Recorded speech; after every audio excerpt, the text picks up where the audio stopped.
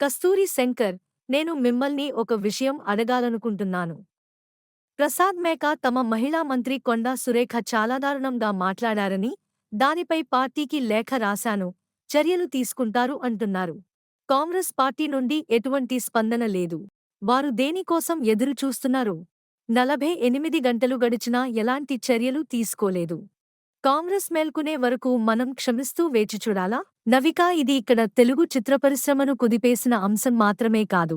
ఈ వ్యక్తి పేర్కొన్న వ్యక్తులతో తెలుగు పరిశ్రమ ఆదర్శప్రాయమైన ఐక్యత మరియు సంఘీభావాన్ని చూపింది.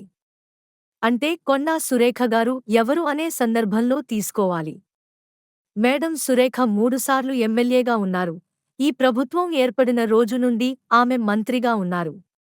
రేవంత్ రెడ్డి తెలంగాణ కాంగ్రెస్ ప్రభుత్వ హయాంలో చాలా ముఖ్యమైన వ్యక్తి ఆమె. రేవంత్ ప్రభుత్వం అధికారంలోకి వచ్చినప్పటి నుండి తమ వ్యతిరేకులనుకున్నవారికి తీవ్రంగా విమర్శిస్తూ వస్తున్నారు. బీఆర్ఎస్ పార్టీ ఎలాగైతే సినీ ప్రముఖులను, సినిమాలను విమర్శిస్తూ ప్రచారం కోరుకుందో అదే స్ట్రాటజీ ఇక్కడ కొండా సురేఖ గారు వాడారు.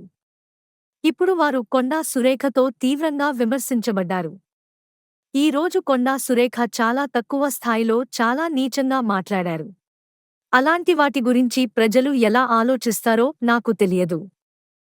విడాకులు అనేది చాలా వ్యక్తిగత సమస్య, దాని గురించి ఆమెకు మాట్లాడే పని లేదు.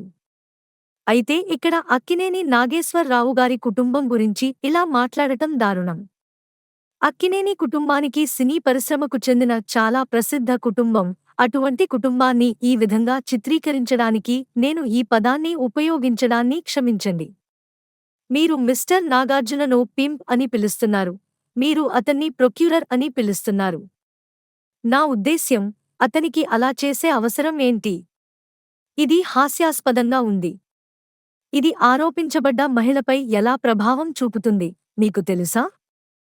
మా వీడియో మీకు నచ్చినట్లయితే please like, share and subscribe.